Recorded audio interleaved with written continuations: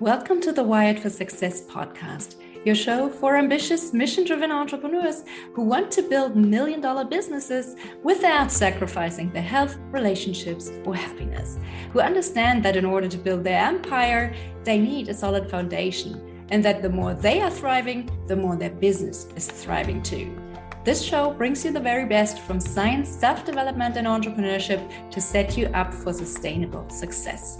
Hi, I'm Claudia Garbutt, the scientist turned mindset and high-performance coach for entrepreneurs, and I help you get wired for success. Hey everyone, and welcome back to a brand new episode of the Wired for Success podcast, where we talk about all things science, self-development, and entrepreneurship that help you get to that next level of success in your life and business. And my guest today is Eric McHugh, the president of ShopX Web3 e-commerce, the co-founder and chief growth officer of Data Inc., an AI-powered matchmaking service. And in the past, he has founded a SaaS platform that replaced affiliate codes for e-commerce brands. He worked as a consultant for Fortune 500 companies. He helped Snap optimize their ad algorithm, and he supported the research team at Carnegie Mellon University in their dark matter research. And that sounds like an eclectic and very interesting mix. And I'm looking forward to exploring some of those stories today. Welcome, Eric, and thank you so much for being on my show today. Hi, Claudia. Thank you so much. I'm really grateful to be here, and I'm also really looking forward to this conversation. This is going to be fun. Now, Eric, we'll start with a very fun question. Well, at least I think it's funny. So in the intro, I mentioned that one of your projects right now is that AI-powered matchmaking service. So before we dig deeper into what inspired the projects, etc., let me put you on the spot here, if that's okay. So if you had to describe yourself in, say, 3 to 4 sentences, kind of like a dating app profile, how would you describe yourself? Who is Eric McHugh? Sure. Honestly, in the recent past, I've recently tried to get rid of my personality. So I'm pretty much no one, nothing. And that enabled me to adapt to pretty much any situation. But for dating app purposes, and honestly, my general podcast intro is nice to meet you. My name is Eric. I'm 30 years old. I'm blessed to be living in beautiful Southern California. My main hobbies are chess, Muay Thai, reading, anything under the sun, and meditation. I just got back from a 10-day meditation retreat in Joshua Tree, California. It was a truly transformative experience, and I recommend it to everyone. My overall goal is to spread as much positivity in the world as possible. And yeah, any way I can do that, whether that be business, personal interactions, relationships, health, wealth, I'm all for. Sounds good. Thank you so much for playing along. Now, tell me more about AI-powered matchmaking. How did you get into that project? Why is it important to you? And how is your solution different from, say, apps like Tinder that are already out there? Sure. So yeah, I do believe the why is very important. And I'm also a believer of everything is connected. So to go into how dating came into play, we have to go back to what ShopX is. So brief summary, ShopX is a Web3 solution for e-commerce brands. A while back, I was on a podcast tour just like this one, more of like a crypto style one where I was going on cryptocurrency podcast, talking ShopX just to drum up attention. I went on the CEO and other co-founders podcast. So he runs a crypto podcast as well. I went on his crypto podcast. We kept in touch. We became friends. And then with the rise of AI, that's what made Data Inc. possible. So what Data Inc. is, it's the first ever AI-powered matchmaker. And our goal is to match 1 billion happy couples by creating, what we do is we auto-generate dating app profiles for you based on your social or digital footprint. And then your matches will also be based on their digital or social footprint. So this solves 3 main issues presented in the current dating app market. Because let's be real, the current dating app market, it simply doesn't work for a lot of people. And the reasons are as follows. Let's use Tinder for an example, but it extrapolates to every single other dating app. So in Tinder, the top 5% of users get access to 95%, like pretty much 95 to 100% of the other users, creating a skewed marketplace on the app. So you may have this perfect match, but odds are the algorithm won't even show it to you. The second reason is Tinder and dating apps they're all physical based, meaning it's like hot or not. They're good looking, swipe left, or swipe right, bad looking, swipe right. So there's no way to really get to know anyone. And I think that's much more important building a sustainable relationship. The third issue is, it's little known, but Match.com actually pretty much owns the dating app scene. So what generally happens is when an app reaches around 1 million users, Match will come in with their big pocketbook and try to purchase the app. And then that creates like a monopoly, which is why there's pretty much no innovation. If you think about every single app, it's pretty much the same type of thing, just like a different spin on the same format. And I would say the fourth and most important issue that dating solves is the incentive, because incentives are incredibly important when you're looking into a company, a person, whomever. It's the incentive structure itself of the dating apps. So think about it logically. If Tinder were to match Tinder or any other app for that matter, let's say they match a happy couple. Hopefully that happy couple then leaves the dating app because, again, they're a happy couple. They're probably not going to stick around on Tinder. So in that situation, Tinder actually loses a paying customer. And if they're owned by Match.com, that's displeasing to their shareholders. So it's like, who do I benefit, the shareholders or the user? In this case, they're benefiting the user. So they rely on something called churn marketing, which is essentially keeping people on the Ferris wheel. So if you ever heard of someone say like, I downloaded Tinder, I re-downloaded Tinder, I deleted it, I downloaded it again, I deleted it again, I downloaded it again. Actually, Hinge even made its slogan off of that. That's all reliant on churn marketing. So that's why there's a problem. And dating does something completely different. Again, our goal is to put users in the best position they can to succeed. I think to enter a successful, loving relationship, you have to meet in person, you have to vibe, you have to feel everyone's energies, but we take care of the back end for you, putting you in the best position to succeed. So for example, for dating, let's say I join, I link my social media accounts, I link my LinkedIn, Spotify, Pinterest, Instagram, Facebook, all the normal ones. I then get a profile for me based on my social media presence or my digital footprint, creating a more authentic view of who I'm as a person. And then our AI, her name is Cupid, she's pretty cute. She'll give me 3 matches or 3 to 5 matches a day based on my digital footprint. So let's say I get 3 matches, Ashley, Kimberly, Jane, a small little bio on each. And I don't get bombarded with matches because we want you to dive more into each individual as a person versus like, no, swipe 100 times right, see who I get. So let's say Jane catches my fancy. I'm like, okay, tell me more about Jane. It's like, okay, based on her Instagram, she tags a bunch of national parks. You also go to national parks. Oh, she's the youngest in her family. You're the oldest in our family. Your family. Our pattern recognition softwares, it won't word it like this, but it'll match you because, okay, based on pattern recognition, the oldest usually works well with the youngest. It'll mention that. It's like, oh, did you know that on Spotify, you both listen to this one obscure artist that no one else listens to? Oh, did you know this one obscure artist has a concert coming up in a month? Would you like me to suggest that date for Jane? Then Cupid can suggest a date for Jane. She sees my profile. She accepts or denies. If she wants, we can have the option to talk like via FaceTime. We're also going to build out the first VR version of the app. But the cool thing is, like I mentioned, we put our users in the position to succeed by setting up the back end. So let's say, for example, that Spotify example didn't come up. Like it didn't tell us that we both have this one artist, but it still matched us because of that. So it'll match you because of stuff in the background. So let's say we meet in person and we kick it off. That still happened. Just because Cupid didn't mention it, it's still there. So that can come up organically. So hopefully if we match people with people similar interests, they do better. And the cool thing is, see, our app functions pretty much the opposite of Tinder, whereas like on the dating apps, the longer you're on, the more likely you stay on. For us, the longer you're on the app, the smarter the app gets at matchmaking, the more likely you are to take it off. So I think everyone's into a bunch of different things. Like you can't just say like, okay, everyone's going to be into the person exactly like them. Like some people like the opposite. So let's say hypothetically, it starts off with matching people with similar digital footprints. You keep saying no. They'll realize that. I'm like, okay, let's try something else. Let's try matching her with someone who's the opposite of her. Okay, she actually liked this one better. Let's send more people that way. And then it can fine tune from there. That's pretty cool. Yeah. And long term, so again, like our goal is to get you on the date as quickly as possible. After the date happens, it can play as like a relationship butler. So let's say Jane, we fall in love, we get married, we have 2 kids and all that stuff. It can help us plan our dates. It can be like, okay, it's been 3 months since you guys got out of the house. You guys need to go on a date right now. We recommend this babysitting service. Oh, the place you went to on your second date, they're having a 2-for-1 on ice cream. Maybe you should go there. Great, that sounds good. Can you make a reservation for me, Cupid? Of course, right away. And then the date is set, the babysitting's plan, and you're good to go. So it can do a bunch of things. That's really cute. I really like the concept and how it's different from what's already out there.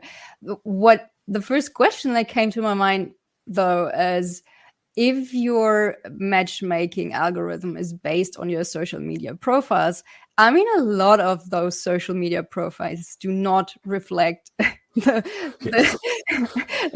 the people really are. So this would be for me like, okay, you're basing this off of someone's highlight reels, and it's might not is, you know what I mean? It's not really anchored in reality. Correct. And we definitely thought about that. Like, for example, obviously, if we're talking highlight reel, we're talking Instagram. Like, people are just showing their best portions of themselves. LinkedIn's probably an over-exaggerated career version. So that's why we train the algorithm to be a part of it. So, like, the social media influence is a part of it, where as the more matches you get, the more it learns. Like, it has a normal dating app algorithm where it's like, okay, if, like, this type of person saying yes to this person, they're probably similar in I guess, dating sexual marketplace value. But that's why we also connect. We want to connect as many data sources as possible to create that holistic picture. Like, for example, Instagram is clearly a highlight reel, but maybe someone's Pinterest isn't so out there, or someone's Spotify is more authentic, or their YouTube is more authentic. And we want to integrate something like a company called like Amazon Goodreads. That's more authentic. So the more dating apps or the more social media accounts you link, the more authentic profiles you have, or the more authentic your profile will get. And again, like I said, the whole point is, this is all back end stuff. The whole point is literally to get someone on the date. Like, someone could be BSing all their social media. It is what it is. But once you get on the date, that's when the real matching happens. That's when the other person should be able to use discernment to put them in the right place, or to put them in the position to succeed. And we're also building out a karma system too. So if you follow Reddit, where it's like you do stuff, you get karma points. So we have a karma system in place. So we're still mapping that out, where it's like, okay, good behavior, you get good karma, you match with good karma users. The more social media profiles you link, the more karma you get. The more dates you go on, the more karma you get. Bad behavior drops you karma. So we also want to incentivize good and authentic behavior, just because we both know ghosting sucks. I mean, I'm sure if you've been on dating app, you've logged in, and you're just like, what is this nonsense? And then you just log back out. So we want to incentivize good behavior with our karma system. That sounds great. I haven't tried it yet, but it sounds interesting.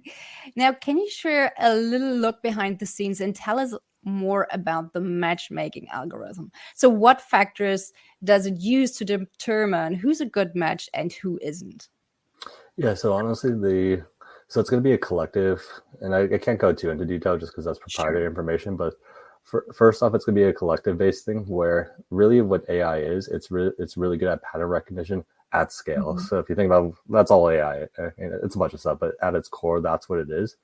So the more users we get on the app, the smarter it gets at matching everyone. So for example, like I was just making that up, but like I'm the eldest, I could match with on the youngest. If that works well across the board, it'll start making matches with that. And the algorithm, so we'll start with a social media presence. So it's going to like take into account followers, comments, friends of friends. Like, the Hinge algorithm is just like, okay, XYZ, maybe it'd be a good match. So it takes all that into account, just because I think that helps raise the level of comfort. Like, for example, if you're going to date with someone, it's like, okay, at least they know that. So it's going to do the whole social mapping thing. But the most important thing it's going to take into account is your user behavior. So as you grow, as you edit yourself, as you say yes and no, it's gonna take that into account. Like, okay, it's a no to these amount of people. What's the common trait about these people? Okay, let's try something opposite. Oh, she's saying yes to these 4 people. What do you think's in common? Maybe they have brown hair. Maybe they're defeatist. Maybe they have less than 1,000 followers. Maybe they're a single child. We don't know, but it's going to take all of that into account in order to get smarter and smarter every day. And the cool thing is, right now she's just like a ChatGPT 3.5 for financial reasons. But at any point in time, we can switch her to 4, and then she just gets much smarter. And I think it's going to continuously evolve with AI.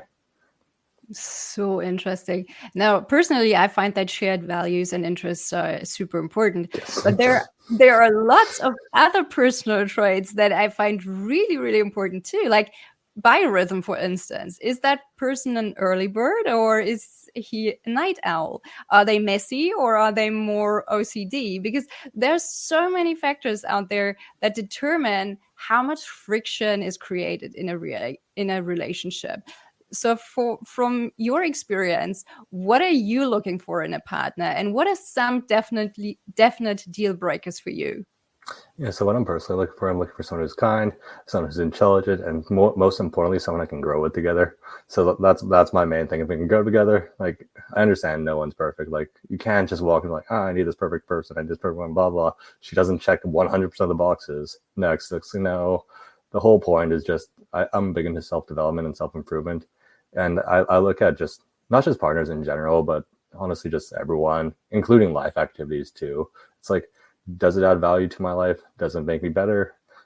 If so, we continue with it. But if not, you just have to let it go. So I'm looking for someone to grow with.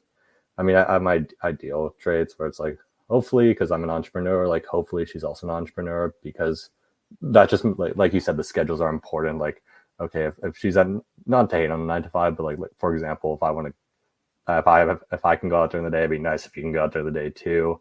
I would ideally like an early bird so we can go to the gym together. Hopefully someone who reads, someone who plays chess. But again, yeah, that's who I'm generally looking for, and I'm sure I can find that person. I want to use our dating app to do that. That'd be funny for me. Yeah, I was just about to ask you that. Like, have you tried your own dating app? So we're in a very good situation where we are launching the waitlist February 14th. The logic behind that is because it's Valentine's Day.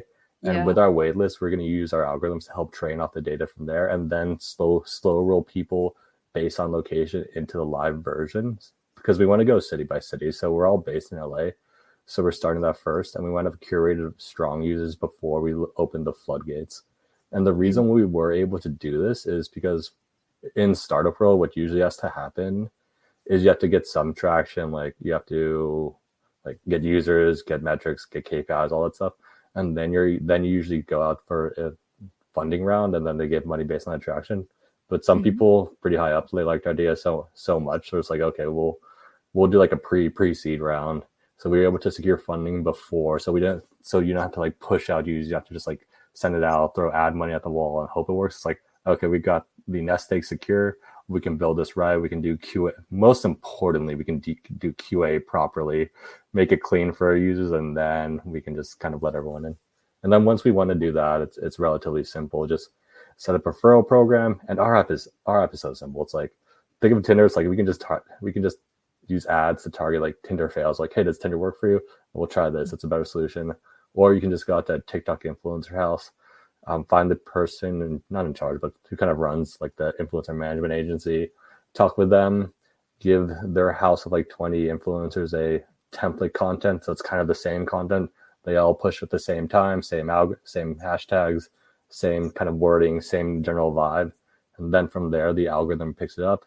And because our app is pretty cool in the sense, like, if you check out the YouTube channel or like the TikTok, it has virality behind it. It's like a Cupid AI thing, helping you plan the date, showing matches. Everyone I've talked to is just like, oh, this is pretty sweet. So like, it has the interest factors. Like, people are like, oh, that's kind of cool. Let's check it out. They join, they link their social medias, they get daily karma that gets them coming back. They hopefully get cool matches that gets them coming back. They hopefully match in real life, and then it becomes a relationship bundle from there. And long term, it can also be a community building app too, which I think is also really important, where it's like, the dating portion is a very easy place to penetrate the market, just because it's a broken market. The current system kind of sucks. But like, you can also match with like-minded individuals. So like, if you are looking for like high-level entrepreneurs, you can find traits based on that. But like, oh, can you try to find me like 5 who match these particular traits? Like, maybe they get up early, maybe they go to the gym, maybe they like to read every day. Can you find me 5 of these people in the general area and maybe see if they want to hang out or grab like lunch or a coffee type of thing? So long term, it can build like communities, just because, again, the pattern recognition, once you get the user base, you can really scale that up. Which again, I think both aspects add value to humans. Yeah, definitely. Yeah, I think I've heard a friend of mine talk about this as well. From there's another app out there, Bumble. I think they use Bumble for finding your perfect partner, but also for business partners and stuff like that. So it's kind of similar to what you were just mentioning, just finding people with the same interests for for instance. Now, what does your business model look like? Is it financed by ads like Facebook, or is it more of a subscription model, or how does it work? Yeah, so we're not going to do a subscription model, or at least not. I mean, anything can happen in the world, but our intention is not to do a subscription model. In terms of the business model, we're a startup, so our goal is to gain users as quickly as possible, and all our VCs and investors are aligned with that goal. Gain the user base, and you can monetize later. What we eventually want to do is we want to be the one-stop shop for all your dating needs.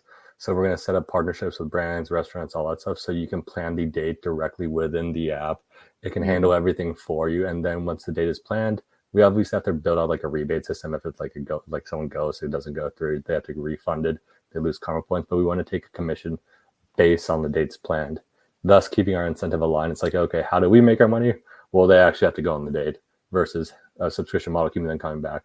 And then once they go on the date, hopefully it's such a convenient, easy service to use that they just use it to plan dates going forward. And then we get a continuous lifetime customer as long as they're happy, as long as the relationship is happy, because that creates a situation where everyone wins. Because I believe in a powerful relationship, not a forceful one.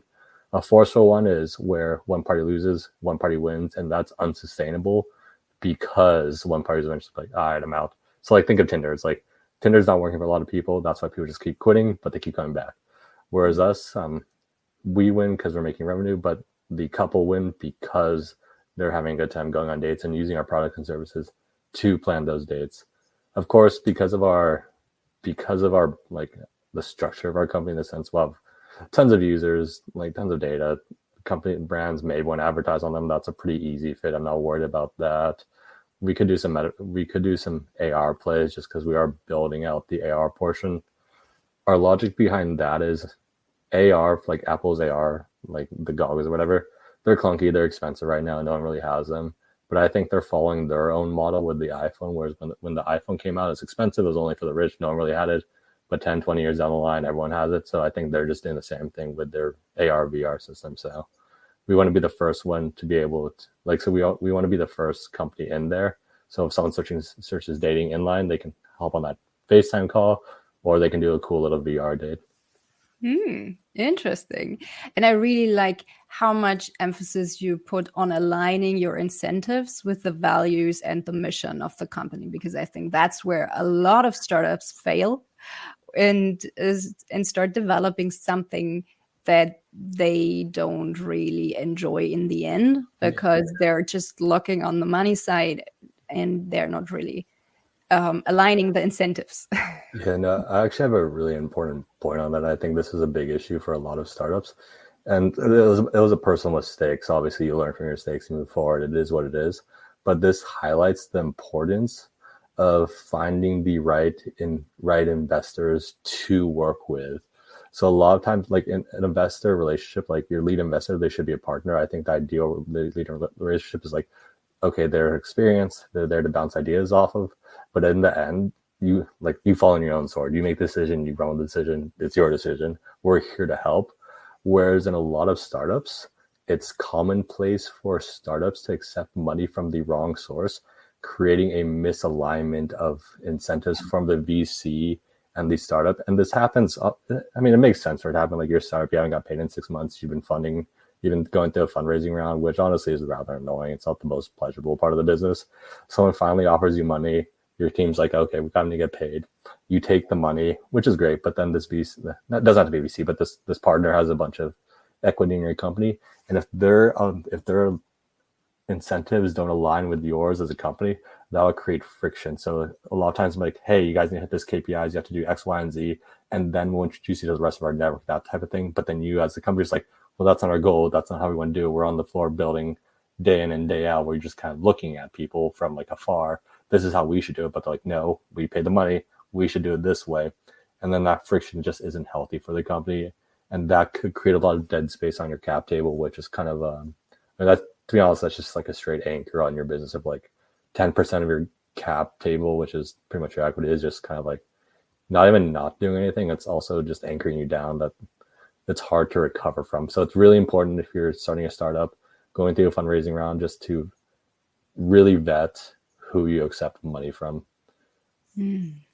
True. So true. It's not just about the money, it's also about the incentives and the mission and they have to be aligned to create the sustainable long-term success that they're all looking for. Now, your job as the Chief Growth Officer, what does that look like? Like, what do you do on a daily basis? So the daily day, yeah, that's an interesting question. So my favorite, I am also slightly ADHD, so which is why working with two companies with different fields really help. I mean, that's fine with me. Like the way I read books is I have like 5 to 10 down on my Kindle. I'll start reading one. If I get bored, like mid chapter, mid sentence, I'll just simply pop over to another book and be like, all right, let's start this one and pop back to that.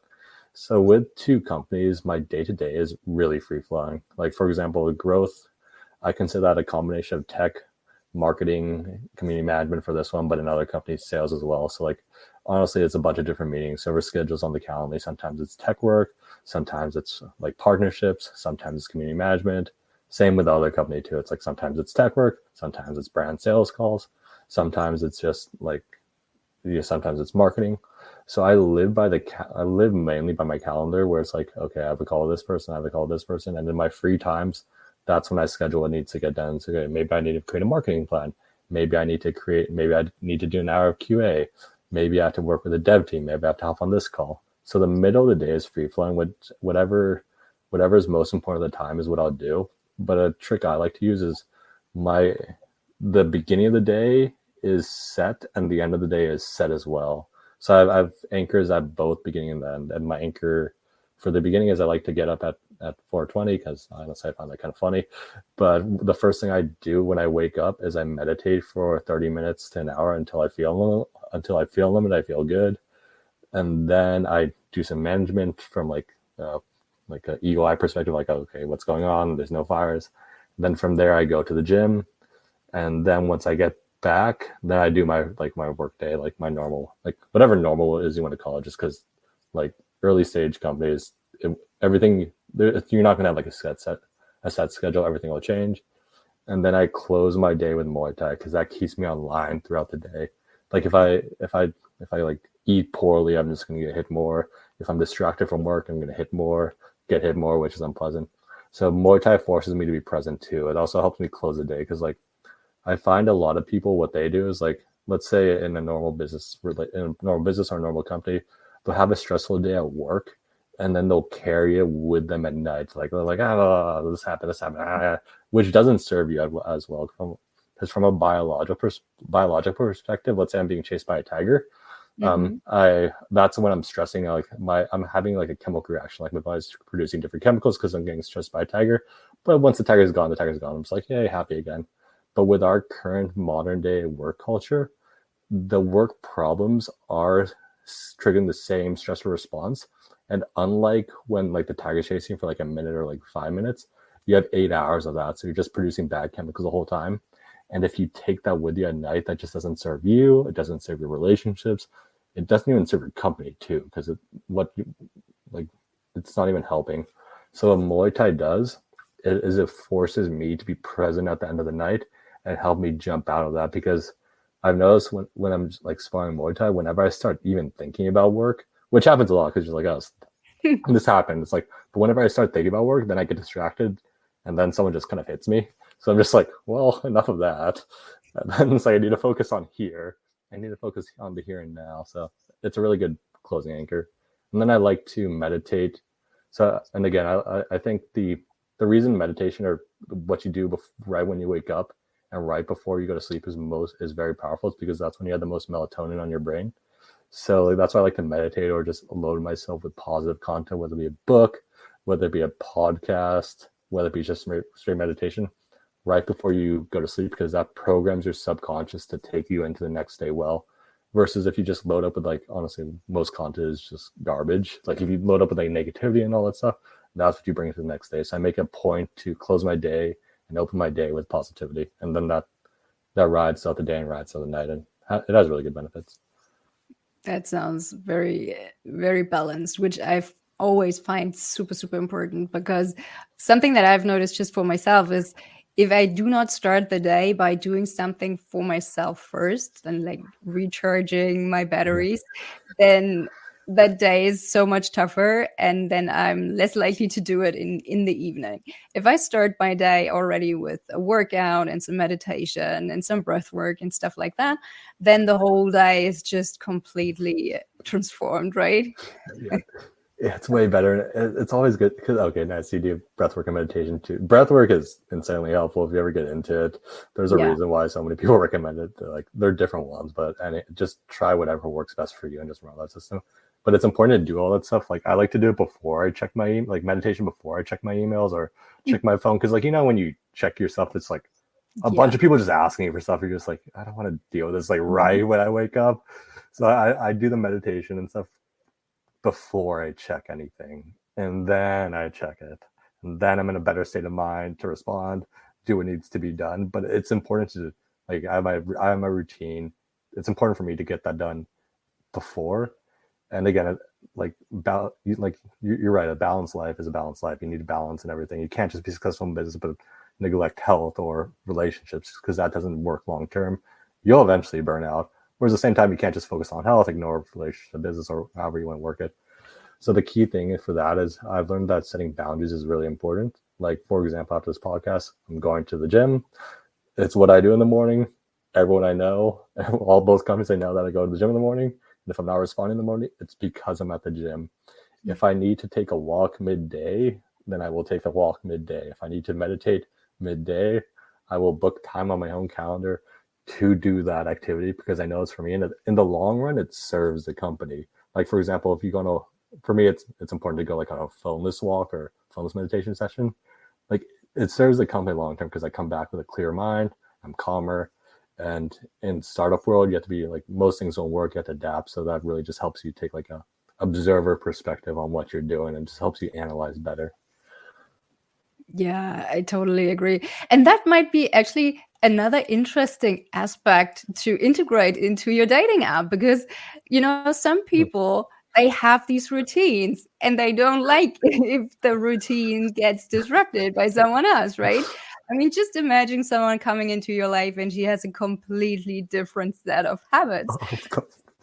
Yeah, I think we're similar on this, in the sense, I think, because I like the way you use integrate. I think you have your routine too, where it's like, hey, this is my routine. Don't yes, we need to cover that. Yeah. Don't get freaked out by this routine. If this is not for you, then it's probably not for you. It's not gonna work. It's like, this is the time I get up, I do this, I do my breath work.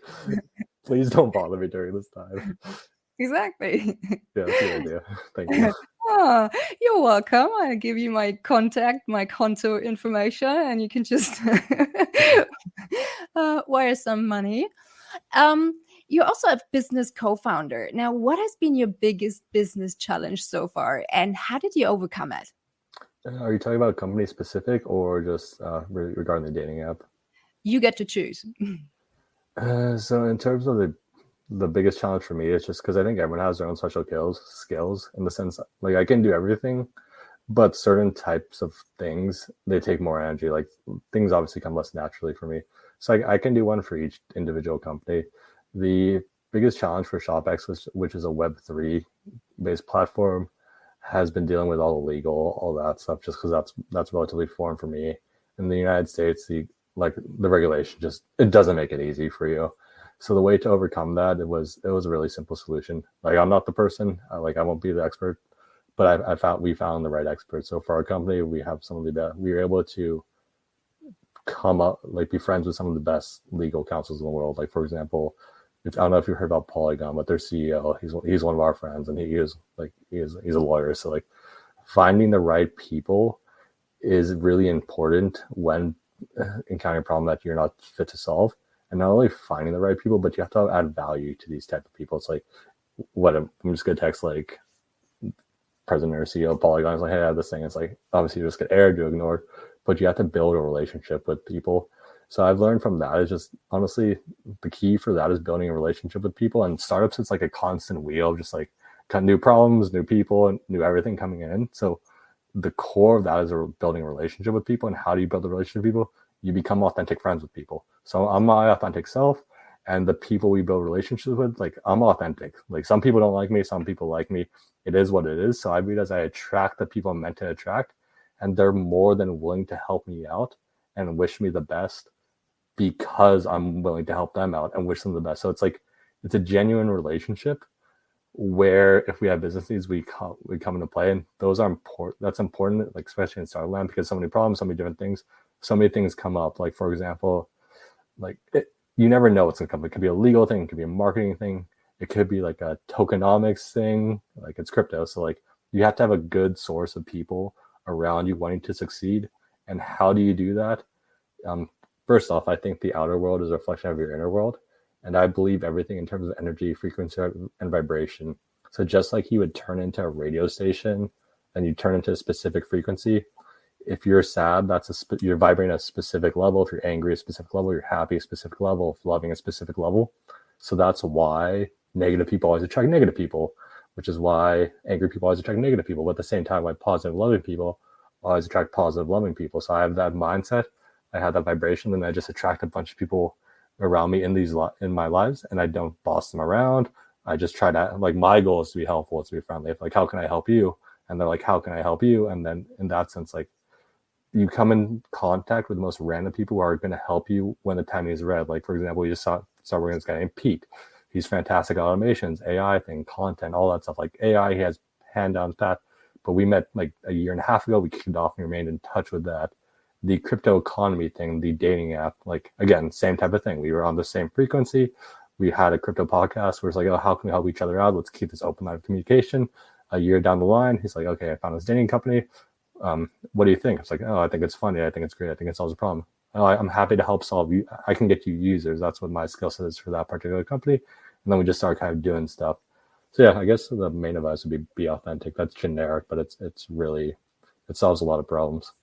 In more of like a business context, like to give you like a straight business answer, the biggest challenge for us was the verbiage around the cryptocurrency marketplace. So our company is a B2B2C company.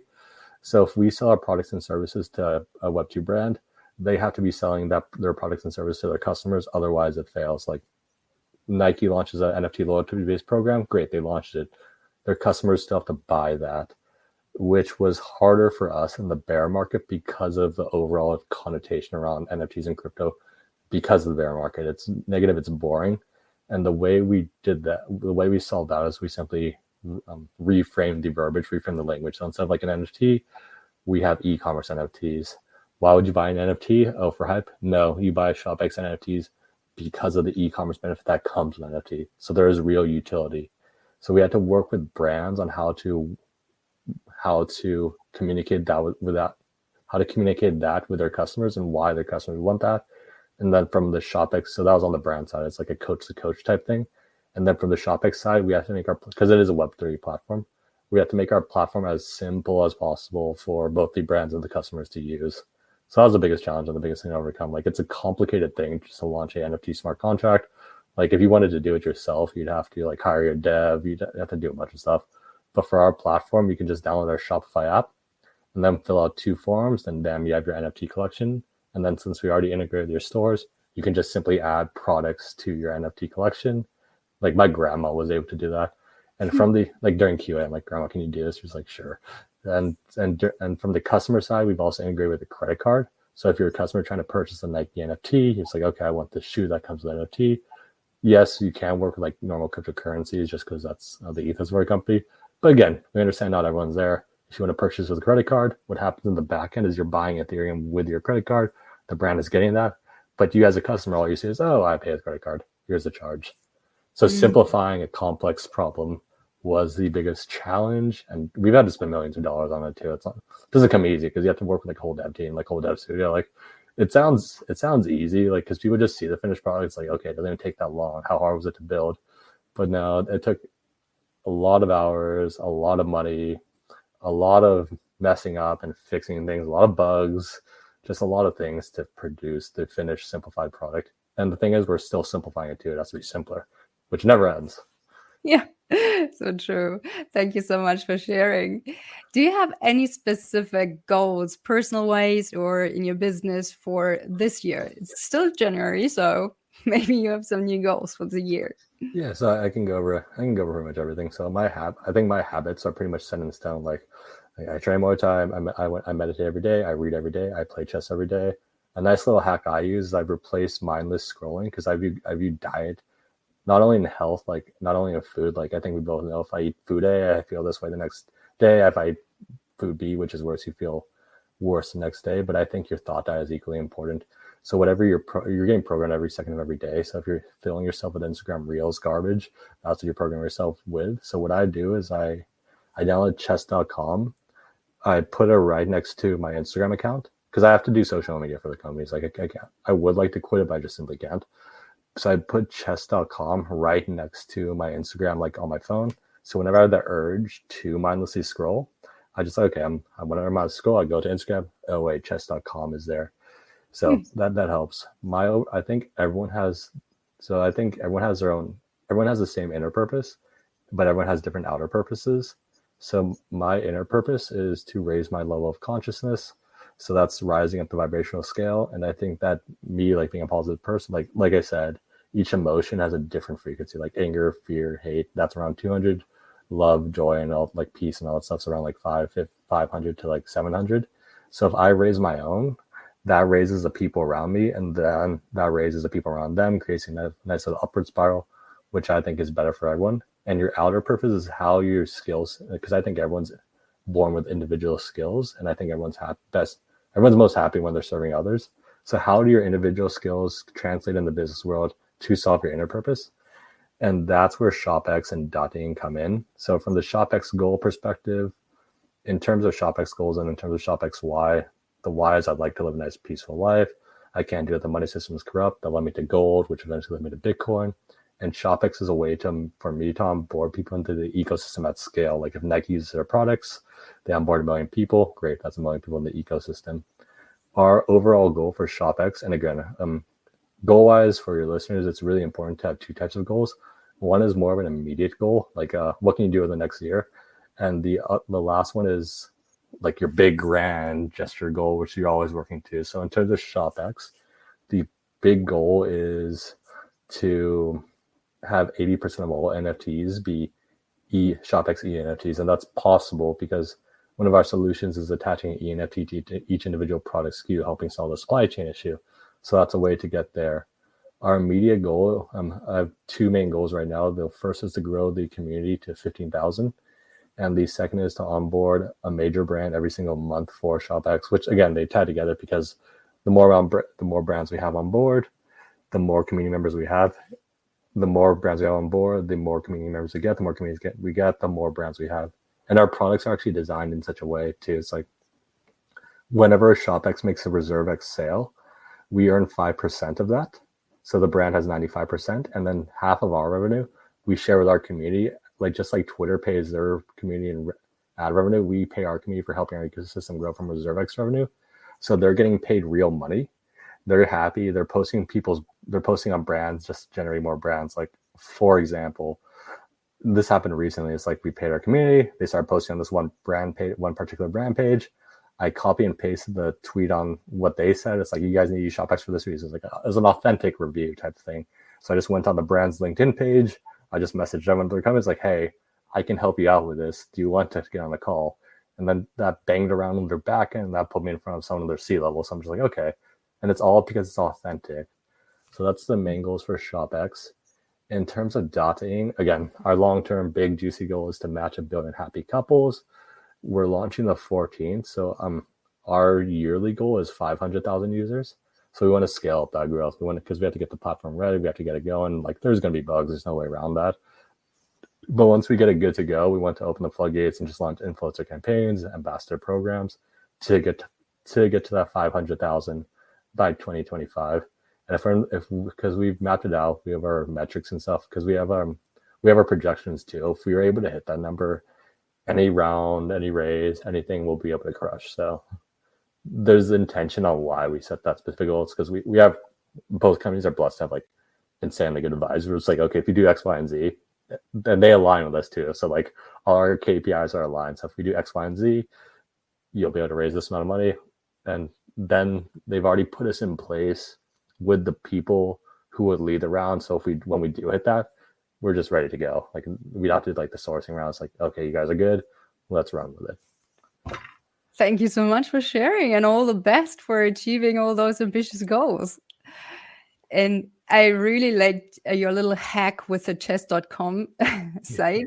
I'm actually using something similar. I just started using Duolingo. Oh, nice. So whenever I'm tempted to go on Instagram, and I go on Duolingo instead, and I'm learning a little bit of Spanish, a little bit of Japanese and stuff like that. So this is how I replace the mindless scrolling.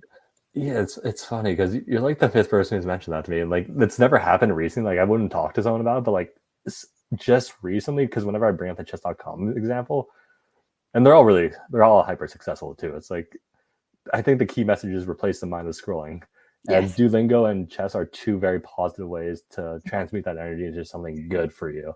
So yeah, kudos on that. I hear it's amazing. I hear it's amazing too. Yeah, it's a lot of fun. You should get on there. Yeah, I'll give it a shot.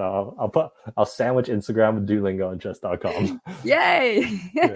So last but not least, where can our listeners find you online if they would like to learn more about you or connect with you? Sure. So there are 3 places to find me online. If you're interested in Web3 e-commerce, the place to go would be ShopX Labs, shopx.co. Our Twitter and Instagram are ShopX Labs and ShopX Labs.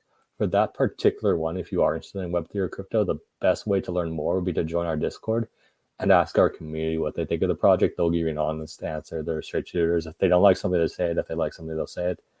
If you're interested in data-ing or AI-powered matchmaking, the place to go would be data-ing.io, so dataing.io. But if you want to just connect, because my goal is to be as helpful as possible, so there's anything I can do to help you, and you want to connect on a personal level, my Instagram is probably the best bet for that, just so we can do the voice message thing. So that'll be Eric D. McHugh, EricDMCHUGH. Perfect. Eric, thank you so much for sharing your tips and insights with us today. It's been a pleasure having you on the show. Yeah, no, thank you so much, Claudia. I'm really grateful to be here. So take care and talk soon. Bye. Yeah. Thank you so much for listening to the Wired for Success podcast. I hope you've enjoyed today's episode. If you did, please subscribe, rate, and leave a review. That's a fantastic, easy, and zero-cost way to help the show grow. Just use the link in the show notes and make my day. Want more? For quick, actionable tips and insights to guided meditations and a side of biohacking, join my inner circle and get access to exclusive subscriber-only content. Again, just use the link in the show notes to join the tribe. Thank you for your support and see you on the other side. Take care and talk soon. Bye.